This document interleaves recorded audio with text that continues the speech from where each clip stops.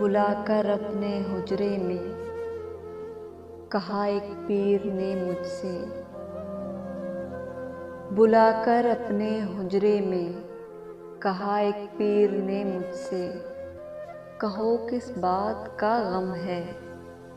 मेरी आँखों से गमे दर्जा कुछ ऐसे फूट कर निकला, कलेजा फट पड़ा मेरा।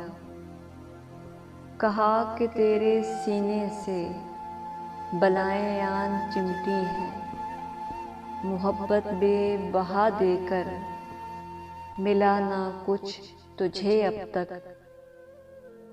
मेरा तावीज़ ले जा तू, बहुत गहरा असर होगा, तेरे जो ना हुए अब तक। तेरी तस्बीह करेंगे वो, तुझे अपना बना लेंगे।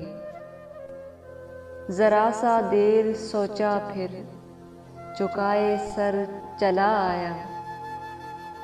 ज़रा सा देर सोचा फिर झुकाए सर चला आया। मोहब्बत भीख है कोई कि दर दर मांगने जाऊं। मोहब्बत भीख है कोई कि दर दर मांगने जाऊं।